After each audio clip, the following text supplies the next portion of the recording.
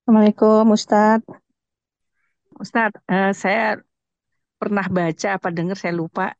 Sayyidah Fatimah Zahra sedemikian rupa disucikan jadi dari mulai lahir sampai meninggalnya tidak diketahui tersebut.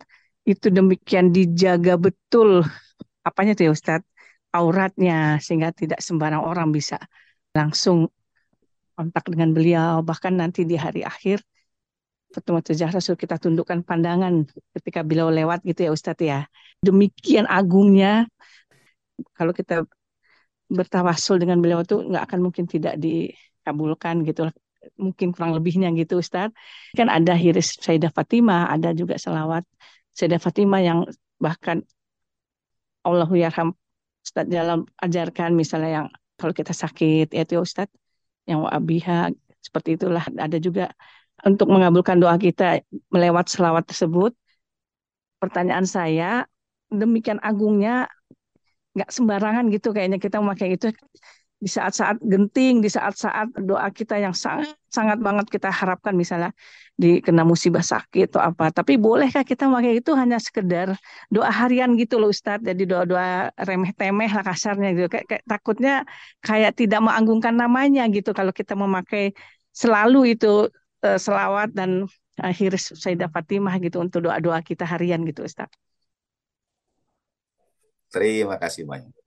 Itulah mengapa saya sampaikan bahas tema ini itu sangat berat sekali. Giliran saya minta temanya apa, diberikan ini itu bagi saya itu berat sekali. Dengan kemuliaan yang Ibu sudah sampaikan, pensifatan baginda Nabi juga Shallallahu Alaihi Wasallam bukan manusia bidadari, tapi nama Sayyidah Fatimah Shallallahu Alaihi itu al-haura al-insiyah. Insiyah itu sifat. Beliau al-haura, beliau bidadari. Insiyah yang dalam tanda petik dalam rupa manusia. Mungkin ibu-ibu ingat kata Tayyadus Syardang, Allahyarham menyampaikan, seorang teolog Prancis. We are not human beings having spiritual journey. We are spiritual being having human experience. Kita ini bukan manusia yang meniti perjalanan ruhani. Kita ini makhluk ruhani. Ini kata Tayyadus Syardang. Yang meniti perjalanan di bumi. Kita ini bukan makhluk bumi, kita ini makhluk rohani yang sedang meniti pengalaman manusiawi. Nah itu Sayyidah Fatimah Sallallahu Alaihi disifatkan bukan sebagai manusia yang bidadari atau manusia yang surgawi, melainkan al-haura bidadari. Jadi Iya. surgawi. Beliau itu surgawi yang insiyah, yang dalam rupa manusia dalam menjalani bentuk. Saya kesulitan membahasakannya.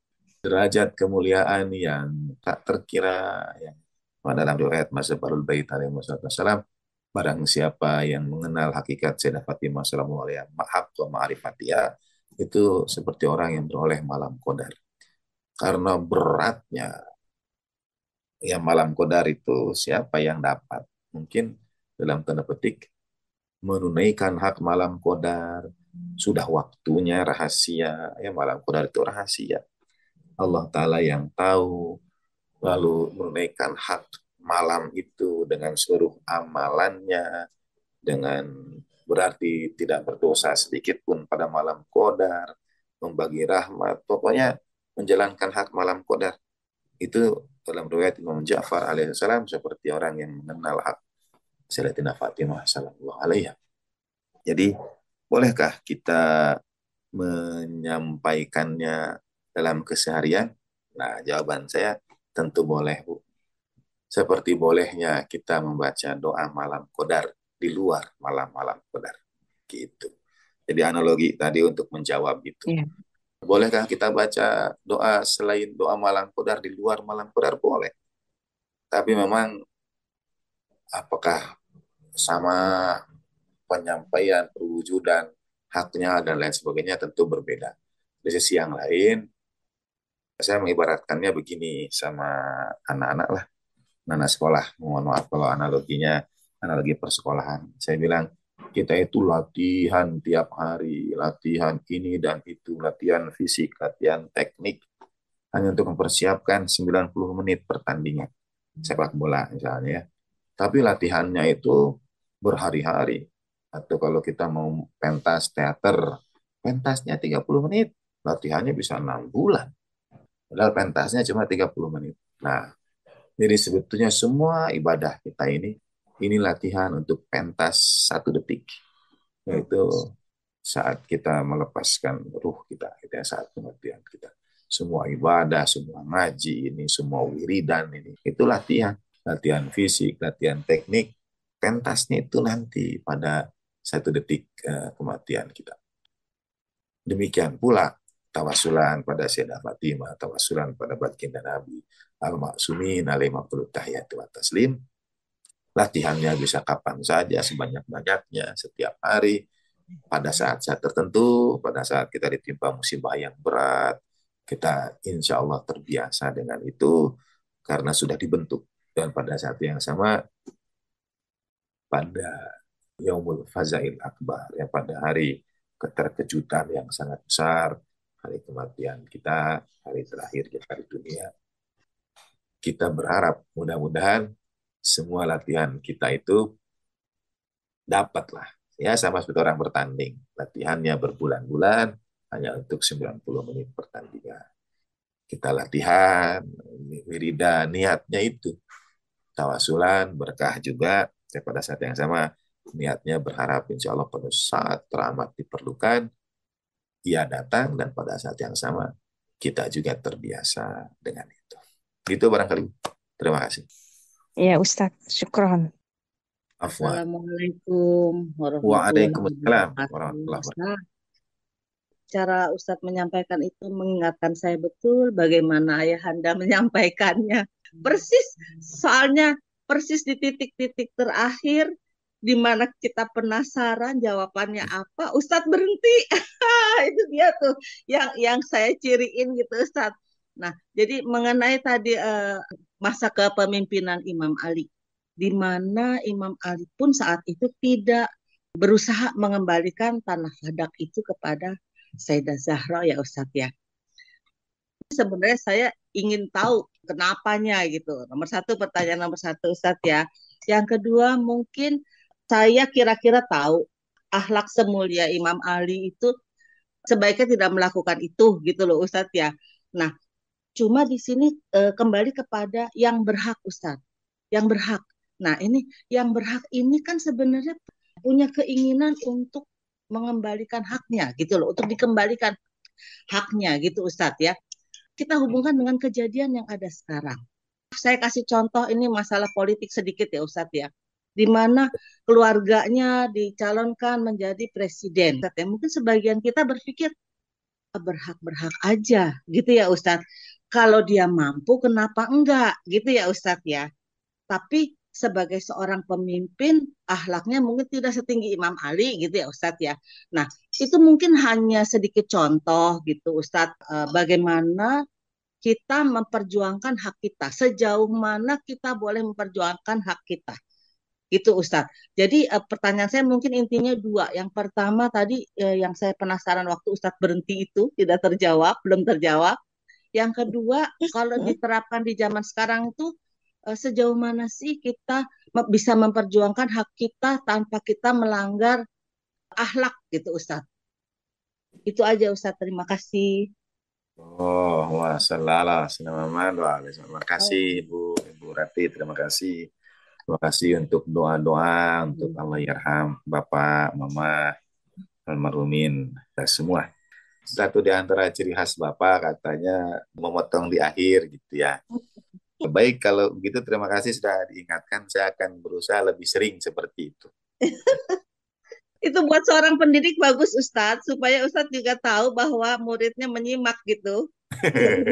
Dan, ya Bu, terima kasih. Nah, Al-Yaram itu mengajarkan pada saya juga antinem ya. Dalam teori komunikasi itu ada antinem. Antinem ini kita menyampaikan A dan nanti itu audiens yang menyimpulkan ujung pembicaraan kita. Banyak lah, banyak itu dalam komunikasi, dalam branding, dan sebagainya ada yang disebut dengan anti-name. Kata Allahyarham, saya masih ingat beliau menyampaikan, Nif, kita ini hanya bertanggung jawab terhadap apa yang kita sampaikan. Kita tidak dapat dan tidak bisa bertanggung jawab terhadap bagaimana orang mempersepsi apa yang kita sampaikan.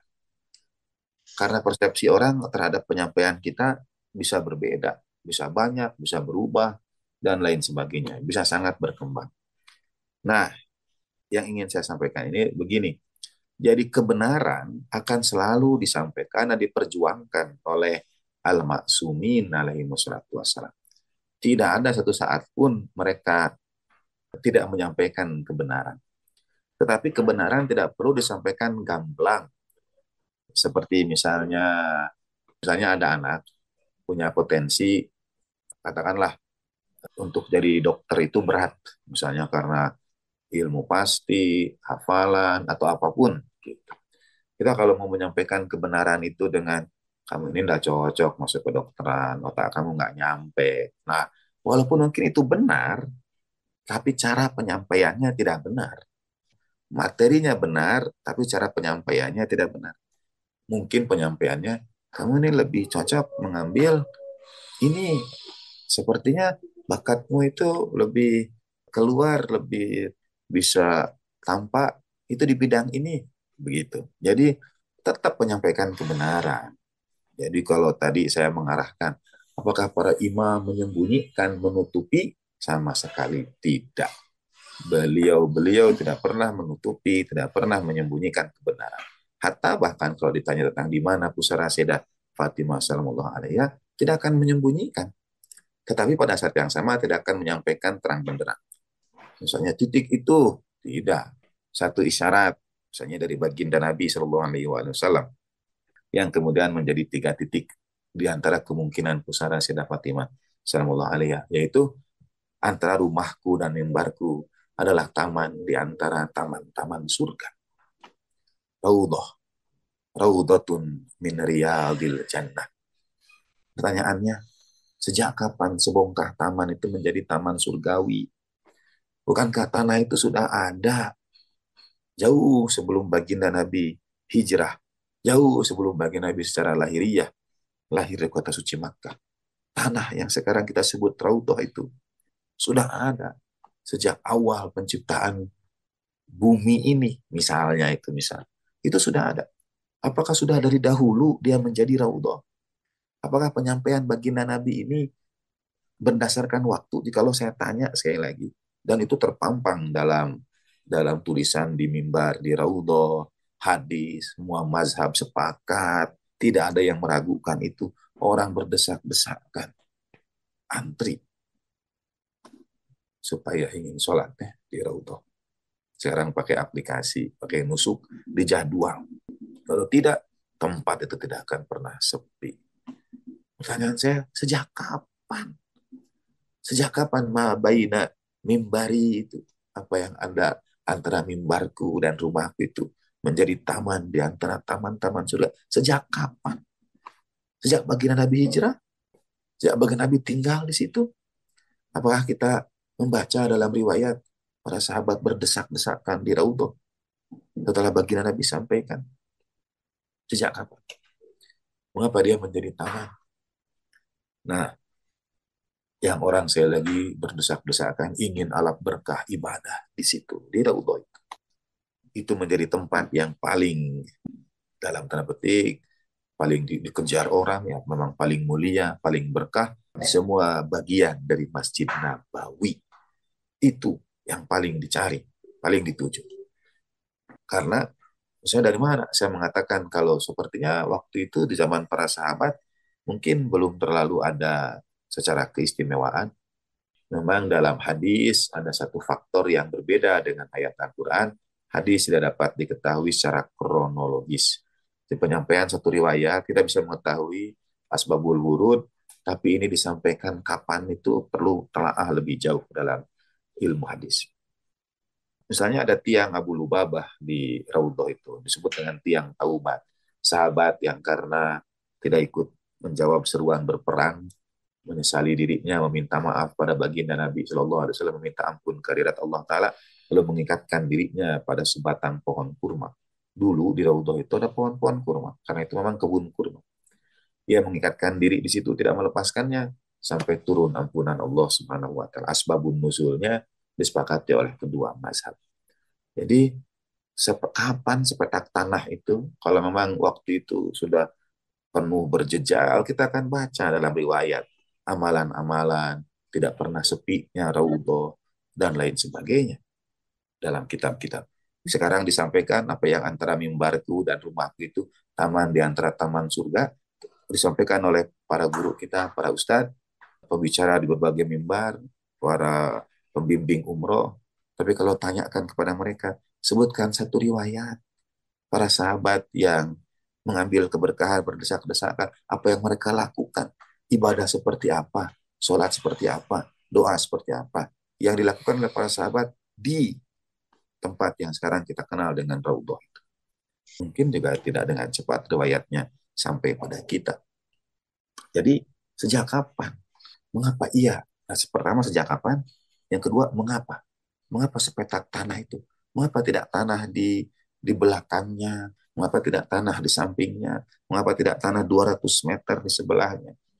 Bahkan mengapa tidak rumah baginda Nabi Shallallahu Alaihi Wasallam sendiri? Mengapa tidak itu rumah baginda Nabi yang menjadi raudhatun min riyadil jannah? Satu di antara taman-taman surga. Mengapa tidak itu? Mengapa khusus antara mimbar dan rumahku? Apa yang menjadikannya istimewa? Apa penyebabnya? Kita hanya bisa menduga-duga. Misalnya, satu bunga kita tanam di satu tempat, ia akan tumbuh, merekah, diairi, dirawat, menghadirkan banyak bunga. Dari bunga yang satu akan berjatuhan biji dan lain sebagainya mendatangkan keberkahan, maka dari satu bunga dia berubah menjadi taman. Dan satu di antara makna bunga dalam bahasa Arab, selain bermakna bintang, juga bisa bermakna bunga adalah az-zahra. Makna zahra bisa berarti bunga. Kalau ada satu bunga ditanam, dia akan berubah menjadi taman. Dan kalau yang disimpan dalam bahasa ini, dikebumikan, ya, adalah sesuatu yang surgawi, maka seluruh tempat itu akan menjadi surgawi pula. Walaupun kita tidak akan pernah tahu pasti. Semuanya hanya isyarat-isyarat. Bukan berarti menyembunyikan kebenaran. Dan sekiranya ibu dan bapak berangkat, Allah Ta'ala mudahkan berziarah ke Madinah sampai di satu di antara 3 titik, yaitu Raudhah, rumah Sayyidah Fatimah sallallahu alaihi dan Taman Baqi. Itu pasti kita berziarah pada Sayyidah Fatimah sallallahu alaihi. Dan mungkin jutaan orang berebut untuk bisa sholat 2 rakaat, berdoa di Raudhah, tapi tidak bertanya, mengapa tempat ini jadi istimewa? Apa penyebab ibadah di tempat ini dikali ratusan ribu kali lipat dibanding tempat yang lain? Dia mungkin tidak menyampaikan salam kepada, tapi kita insya Allah husnuluan pada Imam itu. Nah, ketika kembali pada pertanyaan, mengapa Imam Ali alaihissalam, apakah itu akhlak Imam Ali? Justru Imam Ali wajib menegakkan kebenaran, dan karena itulah hak orang banyak itu dikembalikan oleh Imam Ali kepada pemilik, dikembalikan kepada pemiliknya. Mengapa tidak tanah Fadak? Supaya ibu tidak menggantung, saya bacakan riwayat. Allahumma salli ala sayyidina Muhammad wa ali sayyidina Muhammad dalam Ilalus Syara'i juz 1 halaman 155. Manaqib Ali Abi Talib alaihi wassalam dari Ibnu Syar Asyub juz 1 halaman 270. Biharul Anwar juz 29 halaman 396. Di situ, Bu, ada jawabannya. Nah, udah kan, Bu, ya? Jadi tidak menggantung lagi. Insyaallah, Ustaz.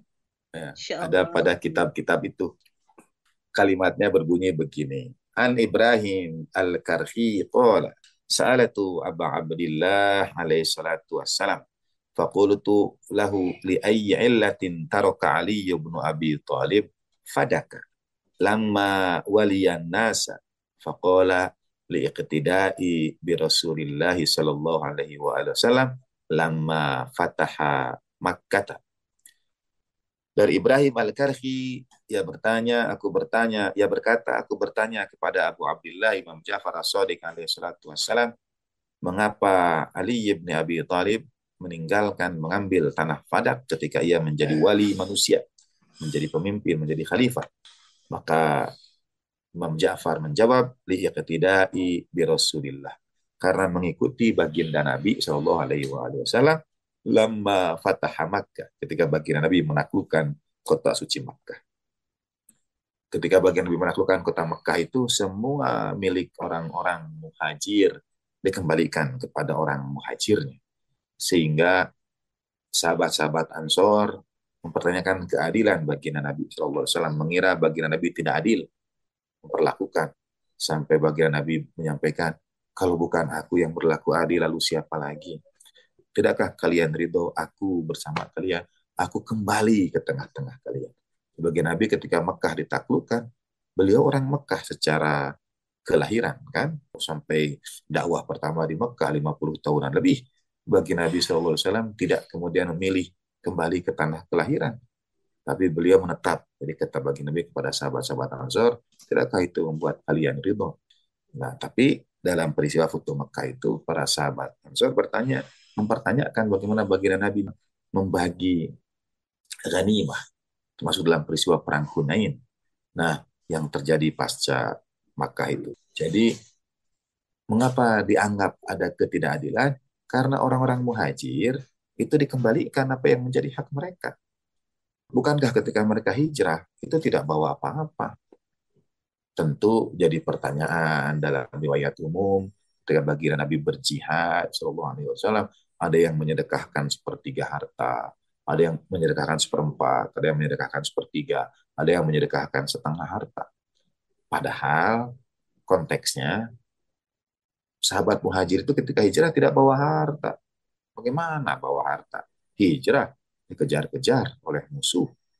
Dan kalau ada sahabat yang paling besar menyumbang, misalnya dia menyumbang setengah, tapi kan ketika berhijrah tidak bawa apa-apa. Berhijrah dengan baginda Nabi SAW tidak bawa apa-apa, sembunyi-sembunyi juga.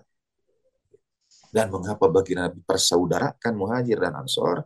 Itu karena mereka tidak punya apa-apa. Karena sahabat muhajir itu tidak punya apa-apa. Makanya dipersaudarakan, supaya ada saudara yang bantu. Sampai kita mengenal, kalau ada yang tidak punya pekerjaan, dicarikan pekerjaan. Diberikan tempat oleh sahabat-sahabat ansor. Jadi mereka tidak bawa harta apa-apa. Sehingga kalau dari riwayat dalam perang itu nyumbang sepertiga, seperempat, setengah, loh, di mana hartanya? Kan ditinggal di Mekah.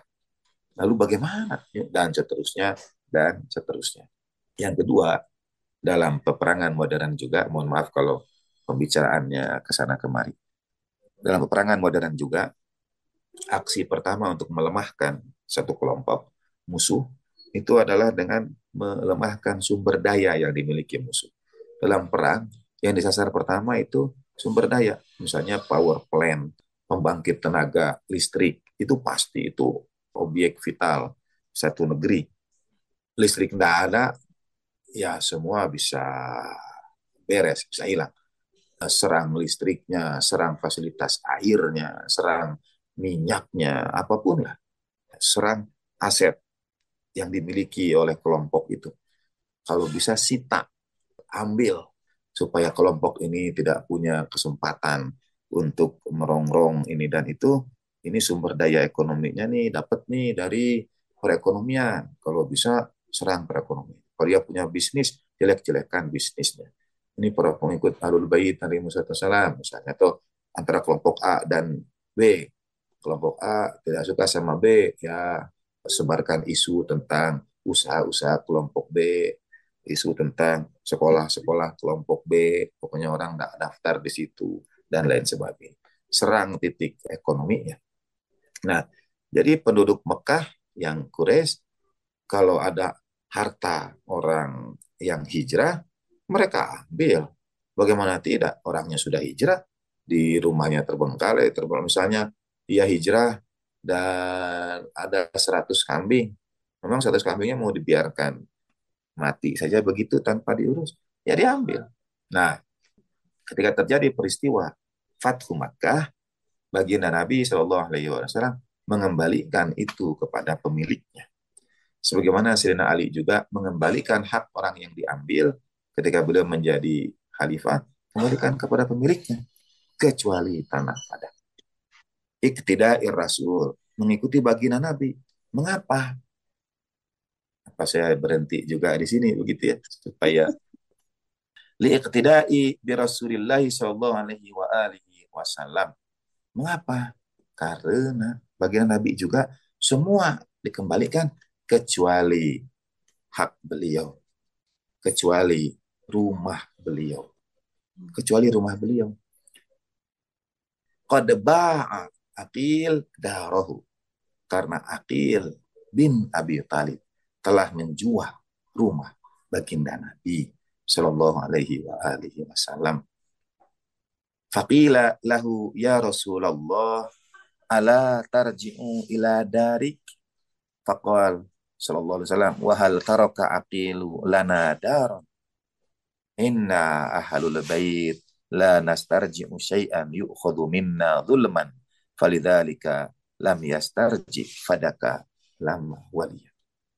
Jadi ketika Fathu Makkah, rumah semua hak itu dikembalikan kecuali rumah baginda Nabi. Baginda Nabi kan punya rumah, sallallahu alaihi wasallam, rumah keluarga baginda Nabi, rumah dengan Sayyidatina Khadijah sallallahu alaiha, darahu, kampung beliau, rumah beliau. Mengapa tidak dikembalikan? Karena rumah itu sudah dijual. Jadi sudah berganti kepemilikan. Dan kata baginda Nabi, faqih ya Rasulullah, ala tarju ila dari, mengapa kau tidak kembali ke rumahmu? Baginda Nabi menjawab, apakah Aqil meninggalkan bagi kami rumah? Rumah itu sudah berganti kepemilikan. Kami ahlul bait tidak akan mengambil sesuatu yang sudah diambil dari kami secara zalim, secara tidak benar. Artinya, kalau mau mengambil juga mesti dengan jalan yang benar.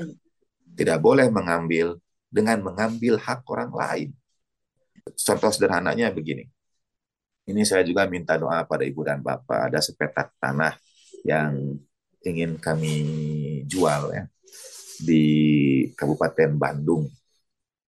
Tanah itu ingin kami jual. Tanahnya cukup luas, harganya memang tinggi. Nah, lalu ada yang mau beli begini. Saya belilah, saya bayar seperempatnya atau bahkan seperlimanya. Dan saya mau bangun komplek perumahan di situ, mau bangun real estate di situ. Sekarang saya beli, tapi saya bayar seperempatnya dulu. Nanti tergantung penjualan. Nah, saya teman-teman keberatan.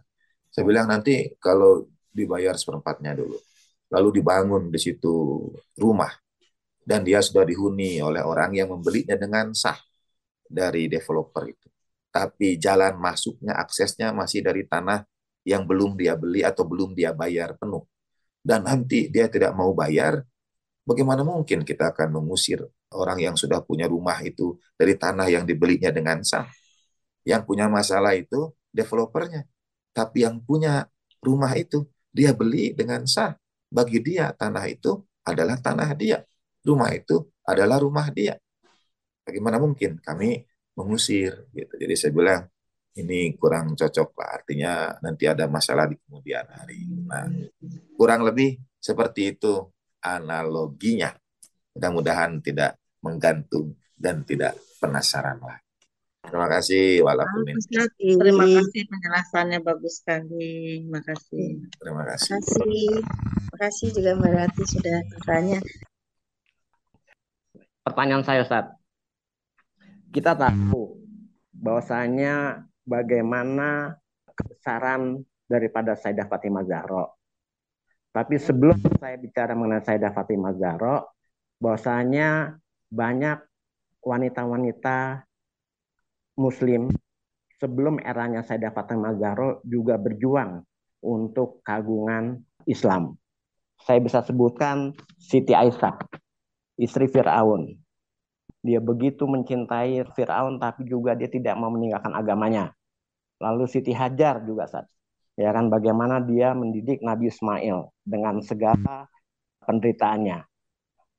Siti Maryam yang melahirkan Nabi Isa. Tiga manusia wanita ini juga merupakan manusia-manusia yang agung. Nah, mereka semua itu, kalau nggak salah, Siti Maryam ada diterjemahkan dalam Al-Quran, Ustaz.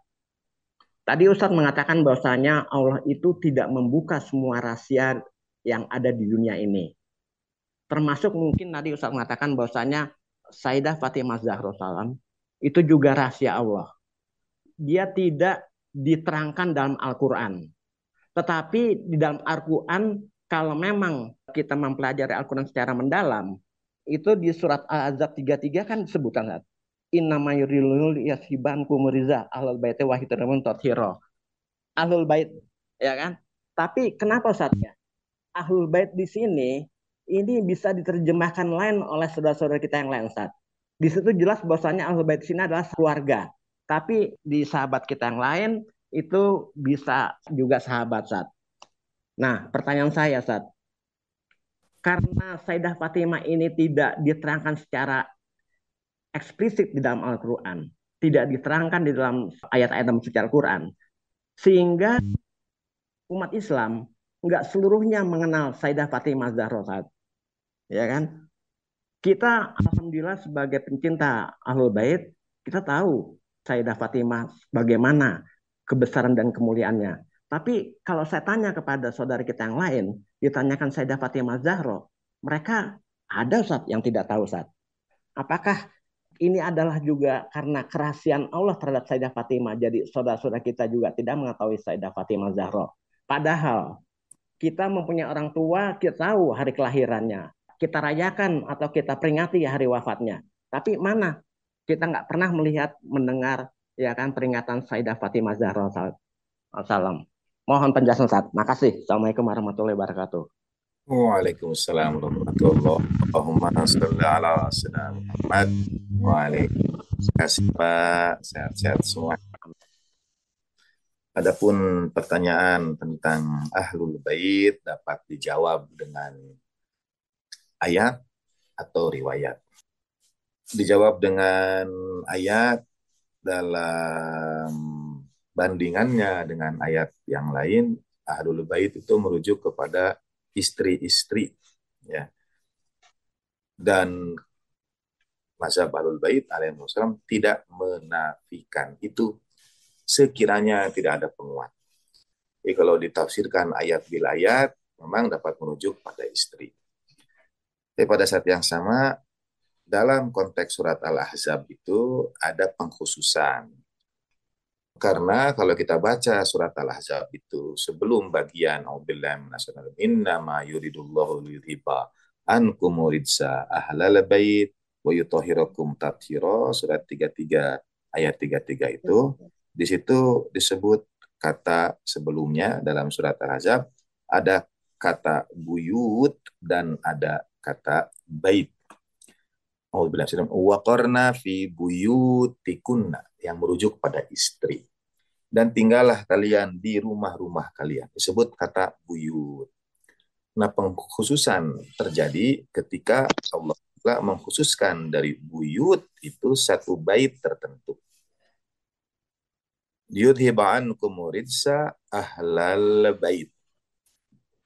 Jadi tidak ahlal buyut, tapi ahlal bait. Alif lam al bait merujuk kepada rumah tertentu. Karena di dalam surat Al-Ahzab 33 dan 34, kata bait itu diapit oleh dua kali kata buyut. Waqarna fi buyutikunna. Seakan-akan Tuhan tidak konsisten kok, di depannya bilangnya buyut. Lalu setelah ayat tathir muncul juga ayat 34-nya wadhkurna ma yutla fi buyutikunna, dan ingatlah, bacalah apa yang dibaca di rumah-rumah kalian min ayatillahi wal hikmah. Jadi Allah Ta'ala menyebut kata buyut di atas, buyut di bawah, tengah-tengah bait. Sehingga ada pengkhususan. Kenapa kok tidak konsisten? Karena ini ada pengkhususan. Tidak semua buyut yang dimaksud. Yang dimaksud adalah al-bait yang tertentu. Lalu yang pengkhususan yang kedua, ada pada domir kata ganti. Kalau pada buyut, buyutikunna di awal dan di akhirnya di ayat berikutnya, wadhkurna ma yutla fi buyutikunna, buyut lagi yang disebut. Maaf, kunna lagi, antunna lagi yang disebut. Sementara dalam ayat innama yuridullah yang disebut liyudhiba ankum, ada perubahan dari kunna kepada kum, dari antunna kepada antum, sehingga meliputi penggunaan kum itu baik perempuan maupun laki-laki secara keseluruhan. Itu yang pertama secara ayat. Adapun secara riwayat, kita ambil dari Sahih Muslim, juz 7 halaman 123, bab Fadailus Sahabah atau bab Fadail min Fadaili Ali. Di bab keutamaan sahabat, secara khusus keutamaan Sayyidina Ali bin Abi Thalib karramallahu wajhah. Al-Husain bertanya kepada Zaid bin Arqam setelah turun hadis Saqalain, hadis dua pusaka teramat berat. Ini taraktu fikum at-taqalain, itu kitab Allah wa itrati ahli bait. Kitab Allah dan keluargaku ahli bait. Ini dalam Sahih Muslim. Wa man ahlu baitihi ya Zaid. Lalu siapakah yang dimaksud dengan ahli baitnya wahai Zaid? Alaisa nisa'uhu min ahli baiti? Bukankah perempuan-perempuannya ahli baitnya? Zaid menjawab, nisa'uhu min ahli baiti. Perempuan-perempuan Nabi, istri Nabi itu ahlu bait Nabi. Walakin ahlu baiti man harramal sadaqah. Tetapi yang dimaksudkan ahli bait di sini adalah yang haram menerima sedekah setelahnya. Wa manhum, dan siapa mereka? Hum alu Ali wa alu Aqil wa alu Ja'far wa alu Abbas. Mereka adalah keluarga Ali, keluarga Aqil, keluarga Ja'far, dan keluarga Abbas. Kullu haula urrima sedekah. Semuanya diharamkan menerima sedekah. Qala na'am, benar. Jadi menggunakan ayat yang kedua, menggunakan riwayat dalam Sahih Muslim, yang dimaksud ahlul bait adalah yang haram menerima sedekah, dan mereka adalah alu Ali, keluarga Ali. Begitu Pak. Terima kasih semuanya. Sekali lagi terima kasih silaturahminya. Salam takzim pada para guru, para sesepuh, titik doa selalu diantarkan untuk almarhumin, para guru kita semua, tiap orang yang punya hak atas diri kita. Kita membaca sholawat khas Sayyidah Fatimah salamullah alaihi. Inna Allah malaikatahu yusalluna ala nabi ya ayyuhalladzina amanu sallu alaihi wa sallimu taslima. Allahumma salli ala sayyidina Muhammad wa ali sayyidina Muhammad. Allahumma salli ala sayyidina Muhammad wa ali sayyidina Muhammad wa ajil farajahum syarif warzuqna fid dunya ziyaratahum wa fil akhirati syafa'atahum. وصل على جميع أنبياء الله ورسله وملائكته والصديقين والشهداء والصالحين وحسن أولئك رفيقا. اللهم صل على الصديقة فاطمة الزكية حبيبة حبيبك ونبيك وأم أحبائك وأسفيائك التي انتجبتها وفضلتها واخترتها على نساء العالمين. اللهم كن الطالب لها ممن ظلمها واستخف بحقها وكن الثائر اللهم بدم أولادها. اللهم وكما جعلتها أئمة الهدى وحليلة صاحب اللواء والكريمة عند الملأ الأعلى فصل عليها وعلى أمها صلاة تكرم بها وجه أبيها سيدنا محمد صلى الله عليه وآله وتقر بها أعين ذريتها وابلغهم عنا في هذه الساعة أفضل التحيات والسلام.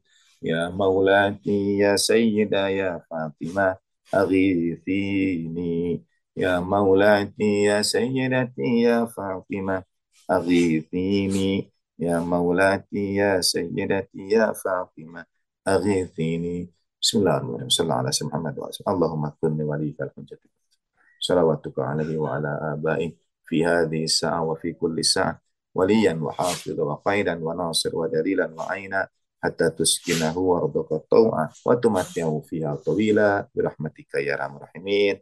وصلى الله على سيدنا محمد وآل الطاهرين الحمد لله العالمين. اللهم يا رب المستضعفين ya غياث المستغيثين. Kita doakan saudara kita di Palestina dan berbagai tempat yang al-mazlumin al-mustadafin. Walafu minkum wa ma taufiqi illa billah alaihi tawakkaltu alaihi. Wassalamualaikum warahmatullahi wabarakatuh.